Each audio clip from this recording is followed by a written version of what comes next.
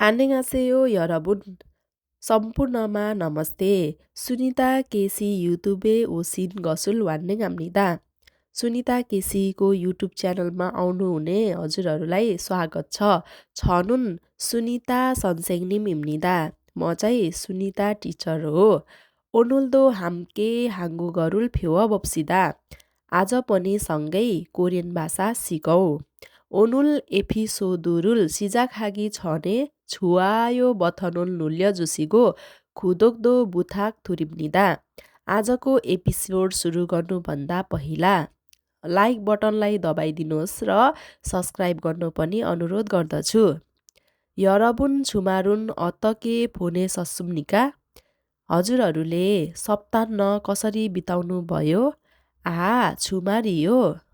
सप्ताह चाहिँ 토요일에 일찍 일어났습니다. शनिबार चाहिँ सबेरै उठे। 9시에 일어나서 친구와 함께 공원에 산책에 갔습니다. 9 बजे उठेर साथीसँग सँगै पार्कमा चाहिँ हिँडडुल गरेर आए। 좋네요. राम्रो गर्नुभएछ। 산책 후에 집에 돌아와서 청소를 했습니다. बिहानको मर्निङ वाक गरेर घरमा आइसकेपछि सरसफाइ गरे। 청소를 끝난 다음에 요리해서 점심 먹습니다.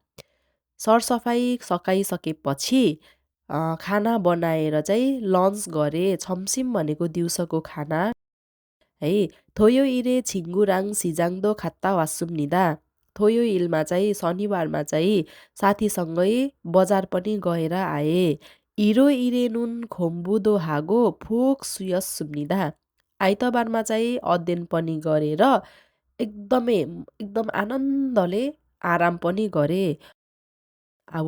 좋은 주말이었네요. एकदमै राम्रो सप्ताह बिताउनु भएछ। ल साथीहरू यो भयो त थेवा है। तपाईँले शनिबार आइतबारलाई छुमाल भन्छ। छुमालमा हजुरले गरेको क्रियाकलापको बारेमा चाहिँ हजुरले के कति सिक्नुभयो र यसमा चाहिँ नयाँ मिनिङहरू चाहिँ यरबुन भनेको सबैजना एभ्रिवन भन्ने अर्थ लाग्दछ। अनि 환영합니다 환영하다 भनेको चाहिँ स्वागत गर्नु है, वेलकम गर्नुलाई 환영합니다 भनिन्छ। र 함께 भनेको सँगै, 한국어 भनेको कोरियन भाषा, 배워봅시다 भनेको सिकौँ भनेको हो। अनि 시작하기 전에 भनेको चाहिँ सुरु गर्नुभन्दा पहिला भन्ने अर्थ लाग्छ। अनि 좋아요 बटन भनेको चाहिँ के हो त? लाइक बटन भयो। 구독 भनेको सब्सक्राइब, 부탁드립니다 भनेको चाहिँ अनुरोध गर्छु, कामना गर्छु भन्ने अर्थ लाग्छ। छुमाल सप्ताह भइहाल्यो। 일찍 भनेको सबेरै, 일어나다बाट आएको 일어났습니다। बिउजिए उठे है। 일어나다 भनेको बिउजिनु, उठ्नु भन्ने अर्थ लाग्छ। 점심 दिउँसोको खाना, 요리하다 भनेको खाना बनाउनु, 토요일 भनेको शनिबार, 일요일 भनेको चाहिँ के हो त? आइतबार।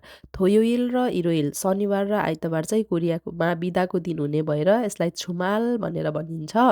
공부하다 अध्ययन गर्नु, 푹 भनेको चाहिँ एकदम आनन्द, गहिरो भन्ने अर्थ लाग्छ। 쉬었습니다 आराम गरे भन्ने अर्थ लाग्छ।